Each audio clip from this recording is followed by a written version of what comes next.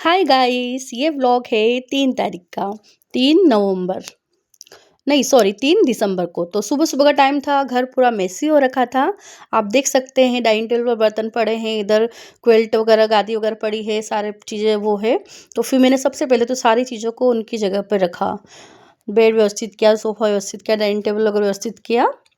और ऐसे ही मैंने बेडरूम में इतना मेसी नहीं होता है क्योंकि हम लोग उस रूम में कम रहते हैं, तो थोड़ा बहुत चीज़ें मुझे व्यवस्थित करनी पड़ती है। बाकी हॉल में हो जाता है क्योंकि अधिकतर हम हॉल में रहते हैं, तो हमारा खाना-पीना दिन और हम लोग सोते भी यहीं हैं, तो यहाँ जाता है। तो फिर मैंने सब दूर की डस्टिंग कर दी थी सारा व्यवस्थित करने के बाद, और पोछा लगा दिया था मैंने। तो आप देख सकते हैं ये पूरा घर साफ़ मैंने कर दिया था।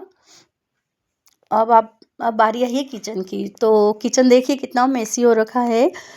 थोड़े से बर्तन 2-4 रात के भी थे और सुबह के भी थे, और अब मुझे खाना बनाना बाकी है। मैंने थोड़ा सा नाश्ता बनाया था, तो गुड़िया ने नाश्ता कर लिया था क्योंकि उसको कॉलेज जाना था। तो मैंने अरवी ली थी आज सब्जी में। तो ये मैंने सारे बॉक्स के अंदर डाल दी थी, सारी अलग अलग धोकर इनको फ्रिज के बॉक्स में रख दी थी। उसके बाद मैंने अरवी को मैंने नमक डाल के कुकर में चढ़ा दिया था सीटी के लिए, ताकि थोड़ी सी वो मतलब गल जाए। तो नमक नमक किसी भी चीज़ को बॉईल करते टाइम डालने में, तो कुकिंग करने में बहुत ईजी होता है। तो इधर मैंने लहसुन निकाल ली थी, इतनी सारी मैं नहीं डालूंगी, बाकी ज़्यादा छिल गई थी। हरी मिर्ची, टमाटर, धनिया वगैरह मैंने कर लिया था। इधर मैंने ये गार्लिक को मैंने वहीं पर रख दी थी, तो मैंने इसको धोया। और इधर मेरा कुक में सीटी आ रही है, 1 सीटी हुई है अभी। तो बाहर मैंने पूरा सेट कर दिया था सारा रूम। और इधर मैंने आज मैं मलाई बना रही थी, मलाई का घी बना रही थी, तो काफ़ी टाइम से रखा हुआ था। तो 10-15 दिन का हो गया था, तो मैं ज़्यादा टाइम तक के लिए नहीं रखती हूँ। और इधर मैंने आटा लगा के उसको रेस्ट के लिए रख दिया। और इधर मेरी अरवी हो ही रही है, तो इधर मैं घी भी चलाते जा रही थी, क्योंकि अगर इस पे ध्यान नहीं दो तो फिर ये भी जलने लगता है, तो इसको लगातार चलाना पड़ता है। तो आप लोग कमेंट करके बताइएगा कि आप लोग घी कैसे बनाते हैं और कौन कौन अपने घर पर ही घी बनाता है। तो ये अरवी मेरी बॉईल हो चुकी थी, देखिए कितने अच्छे से हो चुकी है ये। तो अब इसको मैं ठंडी होने के लिए रख दूँगी, उसके बाद में इसके छिलके उतारूँगी, क्योंकि पहले मुझे घी बनाना है। क्योंकि अगर मैं इस पे ध्यान नहीं दूँगी तो ये जल जाएगा। तो पहले हम घी बना लेते हैं। तो बस इस तरह लगातार चलाते रहिए। देखिए ये घी छूटने लगा है, ये देखिए, ये मैं आपको ज़ूम करके बता रही हूँ, ये देखिए घी हटने लगा, निकलने लगा है। तो बस इसी टाइप से चलाते रहना। घी निकालने का एक और तरीका भी है। तो बस इतना घी निकला था, तो मैंने अच्छे से मतलब उसमें वो रह गए थे। उसके बाद ये जो पार्ट रहता है, ये मेरी गुड़िया को बहुत पसंद है और बचपन में मुझे भी काफ़ी पसंद था। तो इसमें शक्कर डाल के एक मिठाई बन जाती है। तो फिर इसको एक दूसरे बर्तन में ट्रांसफ़र कर लिया और उसमें शक्कर मिला दी गरम-गरम में ही। तो अब मैं अरवी छीलने के लिए बाहर हॉल में आ चुकी थी। गुड़िया कॉलेज जा चुकी थी नाश्ता-वाश्ता करके। तो मैंने एक-एक अरवी सारी छील दी। तो ये देखिए, अब इनको मैंने बारीक-बारीक ऐसे राउंड पीस में कट कर लिया, और साथ ही गार्लिक भी कट कर ली। इधर मैंने ऑयल रख दिया कढ़ाई के अंदर, और ऑयल गर्म होने के बाद मैंने इसके अंदर तड़का लगाया। तो मैंने सबसे पहले मैंने पहले अरवी को फ्राई किया, क्योंकि वो बहुत चिटी-चिटी सी मतलब चिपक रही थी, और उसका टेस्ट बढ़ाने के लिए मैंने पहले इनको एक बार ऑयल में फ्राई कर लिया। वैसे हाँ, मेरा अनुभव है कि इसको ऑयल में फ्राई करने के बाद ये ऑयल पूरा एब्ज़ॉर्ब कर लेती है। तो फिर मैंने इसको फ्राई करने के बाद निकाल लिया। उसके बाद में उसी तेल के अंदर मैंने राई, ज़ीरा, हींग, हरी मिर्ची, गार्लिक, ये सारी चीज़ें मैंने डालकर उनको सौटे किया।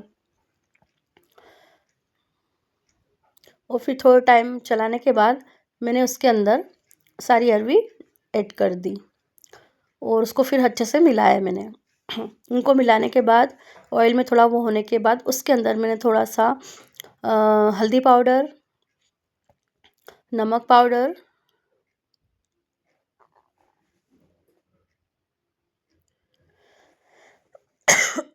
सॉरी, डालकर उसमें फ्लेवर मतलब आने के लिए रख दिया।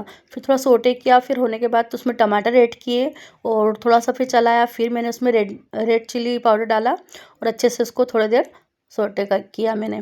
तो वो थोड़ा अच्छा होने के बाद उसके ऊपर मैंने ऊपर से हरा धनिया पत्ती डाली। तो मैंने इसको एक छोटे प्लेट में ट्रांसफ़र कर लिया था।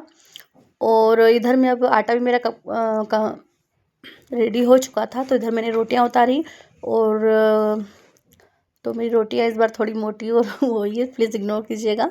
तो मैंने आटा रेस्ट होने के बाद रोटियां उतार ली, और मैं थोड़ी सी उतारूँगी क्योंकि मैं सब्ज़ी दोनों टाइम की कभी बना लेती हूँ, और आटा रख देती हूँ फ्रिज में, तो शाम को गर्मा-गर्म बना लेती हूँ। तो मैंने कुछ रोटियां बनाई और उनमें घी लगाया वो वाला ही, और मेरी गुड़िया घी को बहुत अवॉइड करती है, बट थोड़ा-थोड़ा मैं रोटी में दे देती हूँ क्योंकि ये चीज़ें मतलब जो हेल्थ के लिए अच्छी रहती है वो मैंने अवॉइड नहीं करती हूँ। तो मैंने वो आटा जो थोड़ा-सा बचा था, तो शाम के लिए मैंने रख दिया था उसको फ्रिज के अंदर, और उसके बाद फिर मैंने एक अपना गैस अच्छे से पोंछ दिया। उसके बाद में प्लेटफ़ॉर्म वगैरह सारा क्लीन कर दिया मैंने।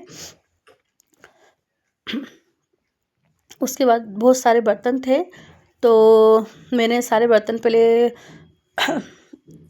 उससे लिक्विड से उनको मांज दिया, और फिर अच्छे पानी से मैंने उनको साफ़ धोती गई।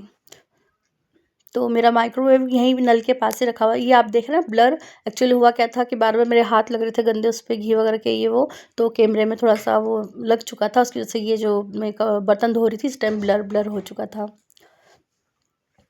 तो ये देखिए मेरा किचन भी क्लीन हो चुका है पूरा, और बर्तन अभी मैंने बकेट उसमें ही रखे हुए हैं ताकि पानी वो हो जाए तो फिर मैं उनको सेट कर दूँगी। तो अब मेरा नहाने का टाइम था, मैं नहा के आ चुकी थी, और इधर पूजा वगैरह हो चुकी थी।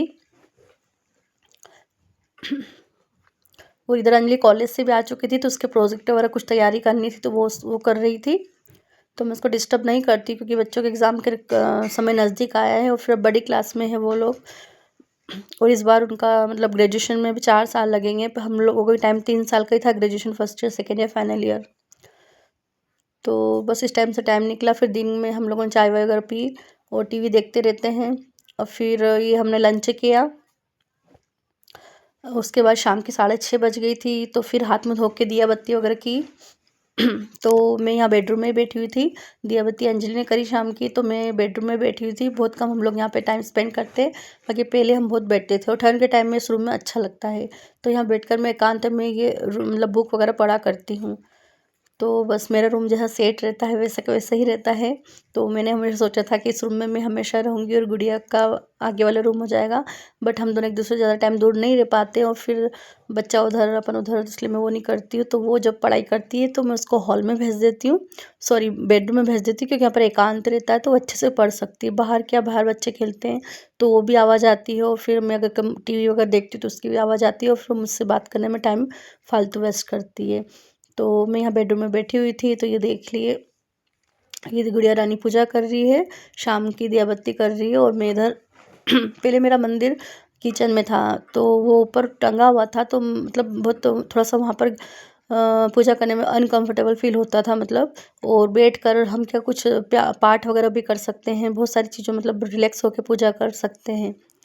तो इसलिए मैंने इधर रख रखा है मंदिर, इधर कर दिया मैंने मंदिर। वैसे भी हम लोग यहाँ सोते नहीं हैं, तो बस मैं फ्री टाइम में यहाँ पर बुक्स वगैरह पढ़ती हूँ। मुझे बुक्स पढ़ने का बहुत शौक है, और आज से नहीं, शुरू से ही है। तो ये कुछ बुक्स वगैरह, जैसे मैंने कहीं इंदौर जाने का रहता है तो मैं बुक स्टॉल से ले लेती हूँ, कभी धार से मंगवा लेती हूँ, और गृह शोभा, सरिता वगैरह ये सब चीज़ें पढ़ती रहती हूँ। और कुछ मैंने अभी ऑनलाइन बुक्स भी मंगवाई है, जिसका जिक्र मैंने आपसे पहले बताया था कि पावर ऑफ पॉजिटिव थिंकिंग, और बीइंग अलोन, और ऐसी बहुत सारी बुक्स हैं। सब कुछ साइकोलॉजी है, इस मतलब स्टेप्स है, बहुत सारी बुक्स है मेरे पास, और पावर ऑफ हैबिट, तो बहुत अच्छी मतलब जानकारी मिलती है, हमारी लाइफ को थोड़ा चेंज होता है। तो ये देखिए हमारा घर 15 बाय 45 का है, और यहाँ मैं अपने सोफ़े की इस चेयर पर बैठी, तो यहाँ से बाहर तक का पूरा मतलब दिखता है। तो मैडम की हो चुकी थी पूजा वगैरह। इधर अब मुझे किचन में शाम का खाना वो करना था, तो मैंने जो अरवी बनाई थी ना, तो सब्जी मेरी अधिकतर मैं सुबह बना लेती हूँ, तो शाम को भी हम लोग वही खा लेते हैं। तो मैंने सैलेड वगैरह बना लिया था, और दही मंगवाया था, तो दही भी मैंने मार्केट से मंगवाया था। तो अरवी की थोड़ी सब्जी थी, उसके अंदर दही वाला तड़का लगाया मैंने, और इस टाइप से बनवा ली थोड़ी ग्रेवी की, और इधर मैंने कुछ पराठे और कुछ रोटियाँ उतार ली। तो मैंने अंजलि को सैलेड और दही और ये खाना शाम का दे दिया था, तो वो आराम से टीवी देखते-देखते खा रही थी। मैंने इधर किचन क्लीन कर दिया था, मैंने देर से खाना खाया था। तो ये देखिए हमारा डाइनिंग टेबल, तो मैं इस पर कितनी सारी चीज़ें रखी हुई है। फिर मतलब ये कुछ स्नैक वगैरह रखे हुए हैं, ब्रेड, राजगिरे के लड्डू, बिस्किट, चने वगैरह अंजलि को पसंद है। और फ्रूट्स तो मैंने आपको पहले बताया था कि मैं सैलेड तो मैं खाने में रोज़ मतलब लेती हूँ और साथ में सीजनल फ्रूट भी लेती हूँ। तो ये देखिए शाम का बाहर का अंधेरा हो गया था। तो ये हमारे बाहर एक बड़ी लाइट है, तो मैं बहुत कम चालू करती हूँ इसको, त्योहारों के टाइम करती हूँ, मतलब मुझे अंधेरे में ज़्यादा बेटर लगता है। बस एक नाइट बल्ब हम लोग जलाते हैं हॉल में जहाँ सोते हैं वहाँ पर। तो अंजलि मैडम सो चुकी थी बेड पे और आज मेरा मन नीचे लेटने का था, तो मैंने अपना गद्दा नीचे ही डाल लिया था। तो हम लोग मूवी वगैरह देख रहे थे। बस ऐसे टाइम स्पेंड हुआ, टाइम से हमने दवाई वगैरह ली, गुड़िया ने भी ली, उसका जो भी लिखना करना था प्रोजेक्ट का वो किया और बस फिर हमारे सोने की तैयारी हो चुकी थी। रात के करीब 9:30 बज चुके थे। वैसे 9 बजे तक सो जाते हैं तो ज़्यादा। तो Om Sai Ram, good night, like and subscribe, bye दोस्तों, टेक केयर।